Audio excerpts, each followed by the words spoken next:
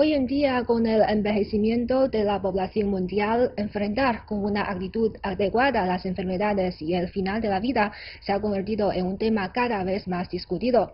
En muchos países se ofrece una educación para la muerte dirigida a la población más joven y asistencia psicológica para las personas mayores. Y en China, aparte de todo eso, ¿qué más podemos hacer para tratar mejor este tema? Bienvenidos a Enfoque. Hoy en el estudio tenemos como invitados a Liao Han, profesora de la Universidad Pedagógica de la capital. Bienvenida. Gracias, buenos días. Es un placer presentarme aquí para hablar de este tema tan interesante. Muchas gracias. Y también nos acompaña el señor Edgar Cueva, reportero de CGTN. Bienvenido. Muchas gracias, encantado de estar aquí también. Bueno, creo que el tema de hoy es un poco abrumador. La muerte es algo inevitable que todos tenemos que enfrentar. Sin embargo, en la sociedad oriental no estamos muy acostumbrados a hablar de este tema. Entonces, profe Liao, ¿por qué cree que ocurre eso? Para la mayoría de los chinos, la muerte sigue siendo un tema de tabú en el discurso. Pues para la mayoría de nosotros no queremos discutir sobre este tema. Entonces creíamos que es una palabra que representa el disgusto, el rechazo y miedo también. Entonces, en mi opinión, lo más importante es la influencia del taoísmo y el confucianismo, porque estas dos influyen mucho sobre la mentalidad del pueblo chino, pues creemos que es muy importante la vida actual y ahora. Entonces, Confucio mismo incluso dice, si no sabemos la verdad de la vida actual, ¿por qué aspiramos a la muerte? O sea, ¿por qué aspiramos la verdad de la muerte? Entonces, en el taoísmo también se destaca por sus métodos de buscar la inmortalidad. Entonces, ahora en nuestra sociedad china todavía no hay tantas formas de educación de la muerte, incluso para los profesionales médicos faltan de conocimientos al respecto. Es una pena. Es una pena, sí. Sí, yo estoy de acuerdo, creo que es un tema tabú en casi todas las culturas, ¿no? Por lo que comentabas que se relaciona con el sufrimiento, con la tristeza, con la pérdida. Pero tú comenzabas el programa diciendo que es un tema abrumador y yo creo que a veces nosotros mismos hacemos de ello algo especialmente negativo, ¿no?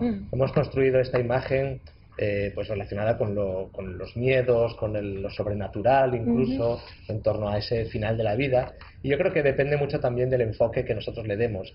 Y no significa hablar de ello con frivolidad ni como algo alegre, evidentemente es algo que nos hace sufrir, pero a la vez hay muchas culturas que tienen un enfoque mucho más amable o, bueno, digamos que más naturalizado de este proceso que al fin y al cabo es inevitable y es parte de la naturaleza. Entonces yo diría que tenemos que fijarnos en lo que la ciencia aporta, por ejemplo la psicología, a la hora de enfrentar este problema y hablar de ello, tratar de superar esos miedos, esas frustraciones y hacerlo como algo natural y educar en ese sentido, ¿no? Incluso a veces las sociedades que utilizan pues el humor negro, incluso una actitud un poco festiva en los ritos funerarios, también nos dan una pista de cómo podemos enfocar este asunto. Entonces yo creo que a veces nosotros mismos lo hacemos más negativo de lo que es, precisamente en ese intento de evitar hablar de ello, por superstición, y debemos tratar el tema de frente y utilizar las herramientas que tenemos para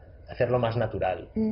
Y según su conocimiento, Edgar, en España o en los países latinoamericanos en concreto, ¿cuál es la actitud de la gente sobre la vida y la muerte? Bueno, sobre la vida yo creo que en los países latinos, España, siempre tenemos esa imagen de que tenemos una visión optimista de la vida, nos gusta disfrutar de las cosas. Yo creo que esto tiene también mucha relación con ese final de la vida, ¿no? Es decir, si vivimos una vida feliz, una vida plena, también eso tiene una relevancia con la forma en la que nos vamos a despedir de la vida. Y no significa vivir de una manera despreocupada. Hay gente que utiliza su vida, pues por ejemplo, pensando en la familia, o intentando dejar un legado, trabajando duro. Pero es decir, el vivir una vida plena de la que podamos sentirnos orgullosos también nos da una facilidad para afrontar ese final, ¿no? En cuanto a la actitud hacia el final de la vida, Luego estarían las creencias, por ejemplo, prehispánicas, más relacionadas con las culturas indígenas o ancestrales, que son muy curiosas porque establecen esa relación entre dos mundos. Muchas de ellas establecen la comunicación entre el mundo de los vivos, el mundo de los muertos, y eso es muy curioso porque nos da una idea de eternidad, de comunicación entre esos dos mundos paralelos, y eso a la vez también ofrece un consuelo. Por ejemplo, en México se celebra el Día de los Muertos, donde hay ese puente de unión entre la película Coco. Sí, la película Coco lo expresa muy bien, y ahí vemos como hay una conexión, los que han muerto nos visitan también, entonces eso es diferente, por ejemplo, en algunos países de Latinoamérica respecto a España. Eso de ofrecer también pues un plato de comida, un vaso de licor a esos antepasados que ya no están, en el fondo nos muestra que todavía están con nosotros, son parte de la comunidad. Desde la década de los 80, algunos países occidentales como los Estados Unidos, Gran Bretaña o Australia, entre otros, han empezado a introducir la pedagogía para la vida en la educación primaria y secundaria, con el objetivo de guiar a los niños y adolescentes a afrontar de forma directa el tema de la vida y la muerte, garantizar la salud psicológica de este grupo de población y hacer que valoren positivamente sus propias vidas. Según la filosofía de estos países, la pedagogía para la vida es un proceso complejo que combina la educación en cuanto a salud física y psicológica y una actitud adecuada ante la vida. Los profesores de esta materia descubrieron que el cuidado de mascotas, la representación en la literatura, textos y materiales escolares y los deportes son muy eficientes para realizar este tipo de pedagogía, y las pruebas en estas áreas han logrado una serie de resultados positivos. En los últimos años, muchos expertos y académicos han pedido la introducción de la educación para la vida en China. Ahora los cambios en este sector ya se están haciendo visibles. Las escuelas primarias y secundarias de Hong Kong y Taiwán han incorporado la educación para la vida en sus cursos optativos, y cada vez más escuelas en la parte continental de China ofrecen cursos relacionados. Por otro lado, con el envejecimiento de la población en todo el mundo, la pedagogía para la vida dirigida a los ancianos se ha convertido en otro tema importante. Según las estadísticas, en el año 2018, la población mayor de 60 años en China alcanzó los 250 millones. La Comisión Nacional de Salud y Planificación Familiar de China está esforzándose en promover la incorporación de un sistema de unidades de cuidados especiales para ancianos y servicios médicos relacionados dentro del sistema de la seguridad social, con el fin de proporcionar un envejecimiento con dignidad para toda la sociedad. Sí, en los años 80 del siglo pasado, en muchos países europeos o norteamericanos se empezó la educación para la muerte. Entonces, ¿de qué se trata esta educación para la muerte y qué significado tiene, profe Liao?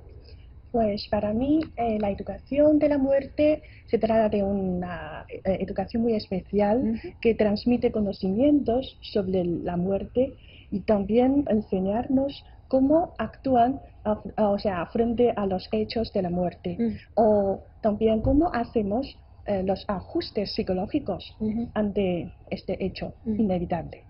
Sí. Sí, yo creo que la educación para la muerte, al final, ¿qué es la educación, ¿no? La educación es proporcionar pues herramientas que sirvan de guía para instruir, para formar y para hacernos afrontar con conocimiento las dificultades que nos vamos a encontrar en la vida. Entonces, educar para la muerte, al fin y al cabo, es educar para la vida también. Es el superar esos miedos, esos traumas y tener una actitud positiva hacia lo que viene, porque es inevitable, todo el mundo va a experimentar esto. Entonces, negarlo sería un error, ¿no? Sería un fracaso. Si yo sé que voy a tener que pilotar un avión, pues lo primero será aprender a pilotarlo, ¿no? Porque si no, vamos a tener un mal resultado. Entonces, creo que es sustituir esas creencias también supersticiosas y negativas por lo que la ciencia como la psiquiatría o la psicología ofrece, y es dar esas herramientas para tratar ese tema no tanto como un fracaso, como una pérdida, como algo lleno de dolor, sino simplemente, saber aceptarlo y gestionar nuestras emociones y enfrentarlo con las herramientas pues que nos hagan ser más fuertes psicológicamente. Y esto empieza pues desde los padres, pasando por las escuelas, pasando por todos los agentes sociales, ¿no? Incluso la salud, los médicos tienen que estar también preparados para para afrontar este tema de educar hacia el final de la vida, para el final de la vida. O también un servicio de hospicios. Sí. Sí, exacto. Los hospitales también tienen que ofrecer esta asistencia, ¿no? Y tener en cuenta que no es una debilidad sufrir por este tema, simplemente es un paso necesario en la vida y hay que acudir buscando ayuda cuando nos enfrentamos a ello, ¿no? Así es. Esta educación para la muerte es importante para los jóvenes, para los niños, pero ¿creen ustedes que es también muy importante para las personas mayores? Profe Leao. Efectivamente, es que sobre todo ahora ya estamos en una sociedad que cada día más hay más gente que está en envejecimiento, ¿no? Entonces, un buen compañía significa mucho para los ancianos y sobre todo cuando tienen que enfrentarse con una muerte o con algo dice inevitable de la vida, pues yo creo que nosotros debemos tratarlos como a los niños. Como un dicho chino dice, pues los ancianos son justamente como los niños. O sea, tenemos que acompañarlos, ayudarlos y para que podamos enfrentarnos juntos con este tema. Sí, yo creo que en cuanto al tema del final de la vida, hay dos enfoques, ¿no? Uno es el de cuando perdemos a un familiar o a un ser querido, tenemos que estar preparados para aceptarlo, y luego, como tú comentas, el hecho de que uno mismo se va a enfrentar a esa despedida, ¿no? Es fuerte, pero hay que Claro, conocerlo. entonces las personas mayores, los ancianos, a veces tienen unos problemas añadidos, que pueden ser el aislamiento social, problemas económicos, la soledad. Entonces la asistencia psicológica a la hora de aceptar esto es muy importante. Y claro, los ancianos pues están más cerca a terminar esa vida, entonces es importante que se les ofrezca esto. ¿Cómo se hace ello? Pues, por ejemplo, proporcionando la facilidad de que puedan terminar su vida en su domicilio, rodeados de las personas que quieran, el tratamiento del dolor, que puedan tener una muerte digna sin sufrir, incluso si están solos, pues que el propio centro hospitalario les proporcione ese entorno acogedor, ¿no? Donde puedan despedirse de una manera pues lo más fácil posible, lo más agradable. Y hay países que legislan en este sentido muy bien y bueno, que son más avanzados en cuanto a su visión de este tema, como por ejemplo en Europa, pues los Países Bajos, Bélgica, tienen legislaciones sobre el acceso a una muerte digna, grandes avances médicos en cuidados paliativos, Canadá también. Entonces creo que es importante no ignorarlo y afrontar este tema que es el de las personas mayores, que inevitablemente se van a tener que enfrentar a ello. Sí, es lo que llamamos el respeto a la vida y a la muerte.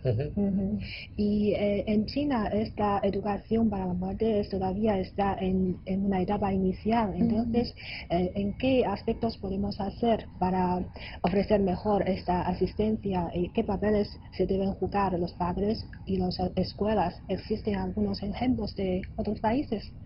Sí, es que me parece que es un problema sistemático, o sea, necesitan muchos esfuerzos, recursos para hacerlo.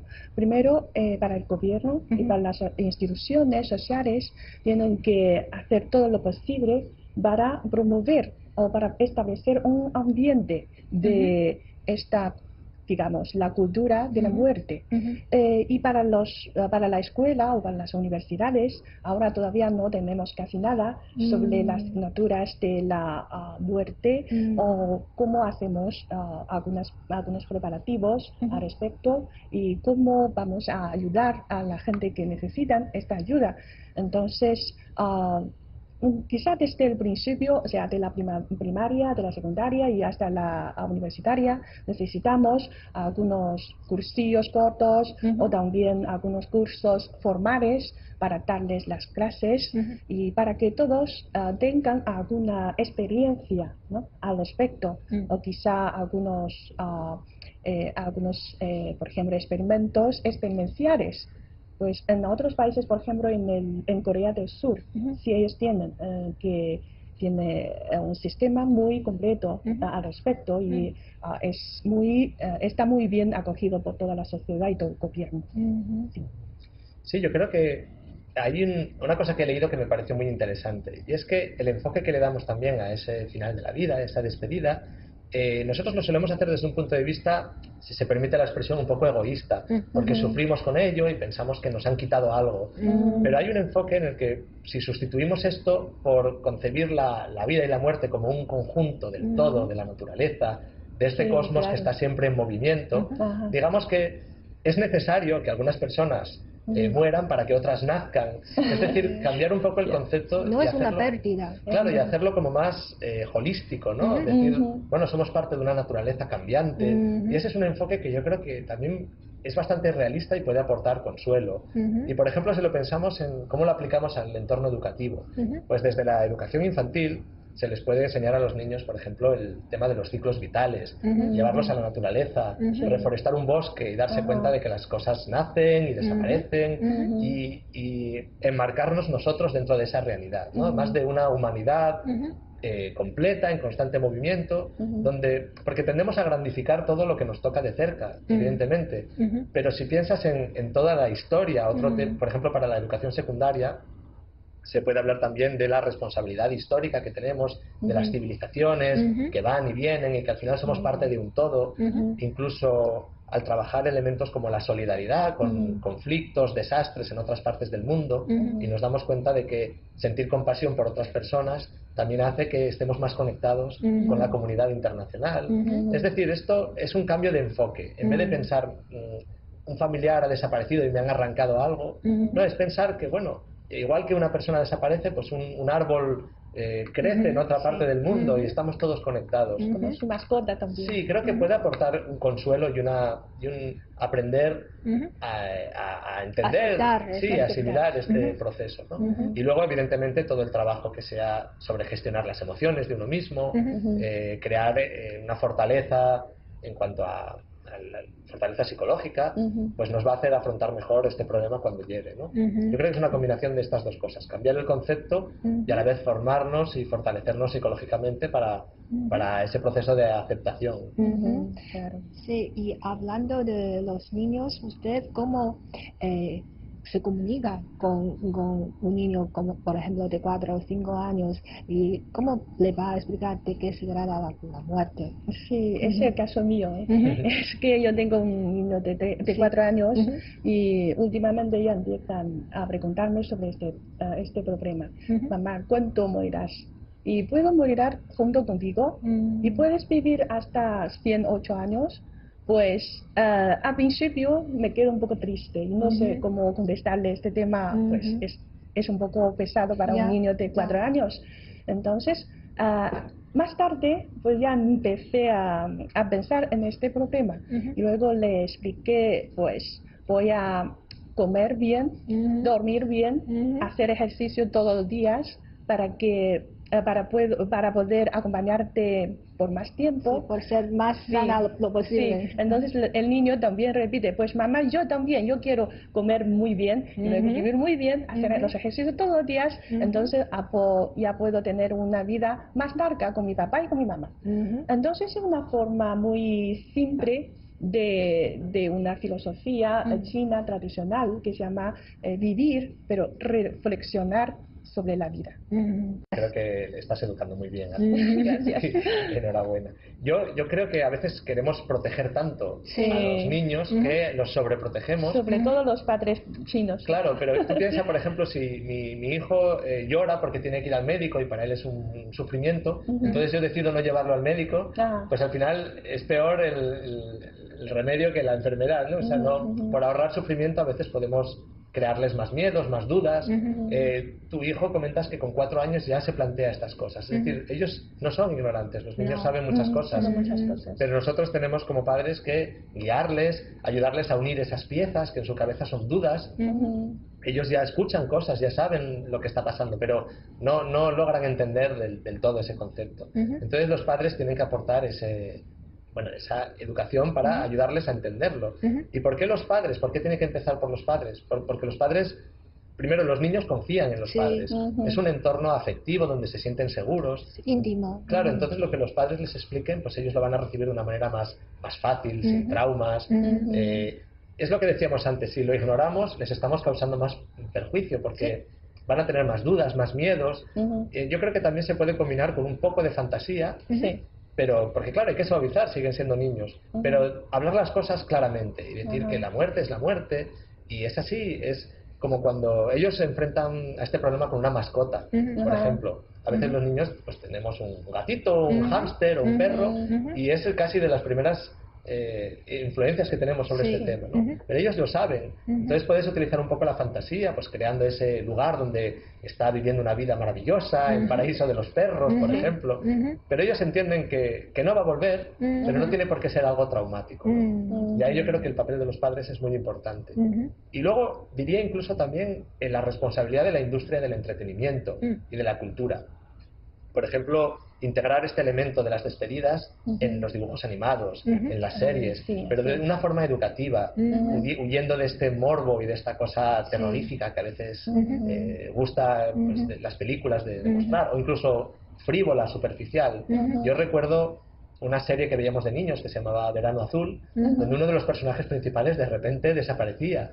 Y era un trauma colectivo porque todos queríamos mucho a ese personaje. Pero a través de esa serie entiendes que es algo real, que ocurre.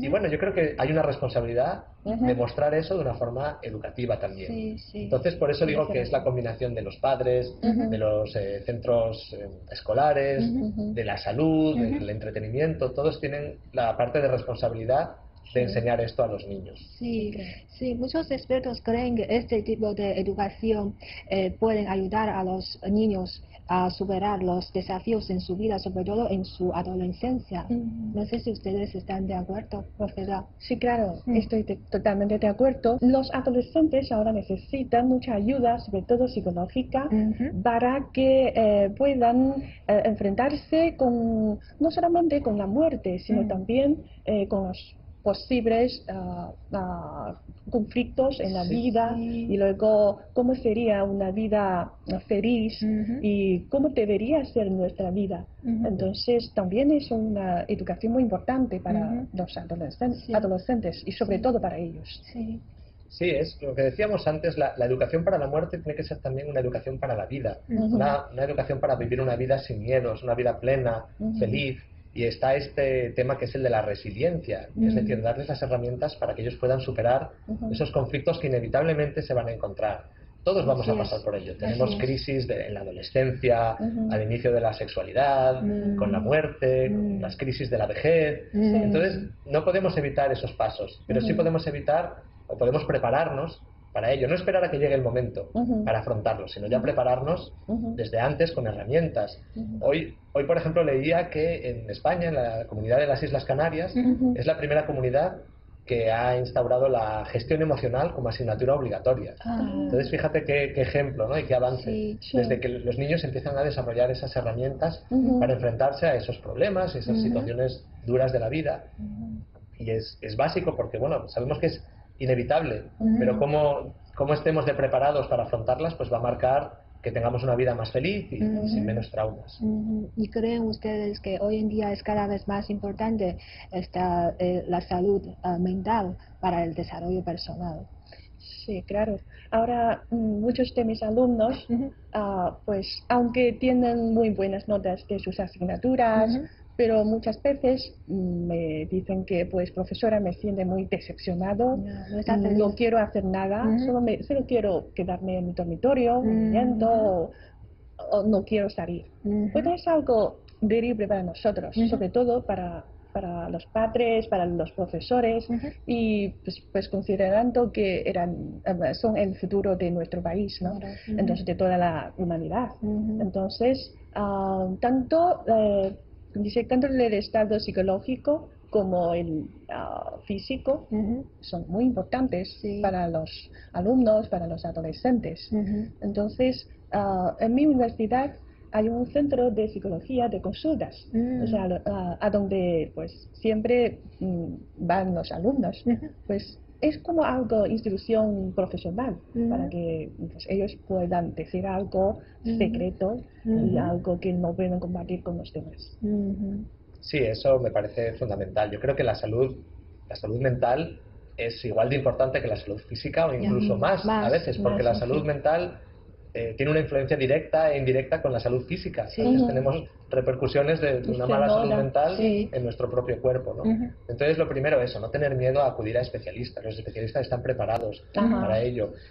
A veces los docentes, los padres, ellos mismos no han tenido una educación demasiado eficiente en este sentido, ¿no? De la gestión emocional. Entonces los propios especialistas pueden ayudar también a los centros educativos, a los padres y eso, no tener miedo a acudir a un psiquiatra, a un psicólogo cuando tienes este problema, porque ellos están formados para ello y tienen herramientas. Son profesionales. En el caso, por ejemplo, de una pérdida, un fallecimiento de un familiar, hay que pensar que no es como una enfermedad de la que, digamos, ese duelo, no es una enfermedad de la que nos vamos a curar y ya está, y luego nos olvidamos. Es una cosa que no se supera. O sea, se aprende a vivir con ello, pero tenemos que ser conscientes. Yo leía, por ejemplo, un artículo de psicología sobre este tema y lo explicaba muy bien. Decía que tú tienes como una pena, un duelo que cubre toda tu vida y al principio es muy duro, pero poco a poco no es que eso desaparezca, sino que vas construyendo una vida a partir de eso, ¿no? Tu vida futura. Y aunque a veces vuelves a ese lugar oscuro, tú tienes más cosas a las que agarrarte.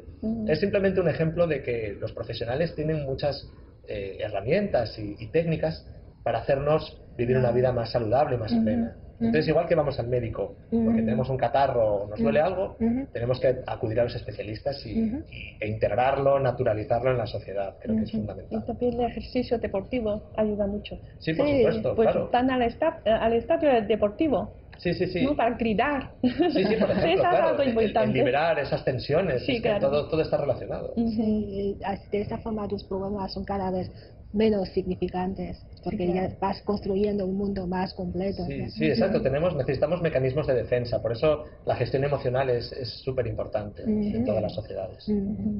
Bueno, seguro que con una orientación más adecuada hacia los jóvenes, ellos pueden tener una actitud más optimista, más abierta hacia la vida y la muerte. Ya que las despedidas en la vida es algo inevitable, entonces, ¿cuál es la verdadera sentido de nuestra partida de la vida, Rogelio? Pues eso son preguntas filosóficas, Sí, un poco. Vamos a divagar un poco, ¿no? Pero todos lo reflexionamos. Sí, claro. Pues cada vez que pienso en este problema, pues ya tengo como una metáfora. Cada uno tenemos un tren que se conduce a la lejanía. Pues todos tienen muchos pasajeros que suben y bajan y todos los pasajeros tienen que bajar en alguna parada determinada. Y nosotros mismos también. Entonces, ¿qué podemos hacer? Lo más importante es compartir el sentimiento y el tiempo y las experiencias comunes con cada de estos, de todos. Entonces, cuando alguien debe bajar, pues o nosotros mismos bajamos de este tren, pues no necesitamos ponernos tristes ni lloremos. Y lo más importante es quién ha participado en tu vida y en qué vida has participado. Entonces, pero para mí lo más importante es la memoria. La memoria es que se puede durar mucho. Sí, yo estoy de acuerdo en esa visión también. Creo que ante la aceptación de la despedida de la vida, es muy importante pensar en cómo hemos vivido la vida también, ¿no? Y tener una actitud positiva, tener las herramientas para tener una fortaleza mental, gestionar las emociones y tener esa actitud positiva de decir, bueno, pues cuando llegue el final, por lo menos que haber vivido una vida plena, sin miedos, sin traumas y aceptar las cosas con naturalidad. Y luego el otro aspecto es este que hablábamos antes, de tener en cuenta que estamos conectados con la naturaleza, con el ecosistema, con toda la historia de la humanidad. Pues la ciencia de alguna forma también explica esto a través de la naturaleza, ¿no? Y de que todo es un ciclo continuo, un ciclo vital, en que pues unas personas nos dejan y otras llegan, y eso también yo creo que nos ayuda a aceptarlo. Y es muy importante, por ejemplo, que nos fijemos en las personas ancianas que están cerca ya de abandonar la vida. Muchas veces las reflexiones que aportan ellos es, pues me arrepiento de no haber vivido una vida más feliz, o de no haber disfrutado más, o de no haber pasado más tiempo con los seres queridos. Yo creo que tenemos que escuchar también a esas personas con esa sabiduría que ven más cerca ese momento y fijarnos para aprender de eso y aplicarlo a nuestras cosas.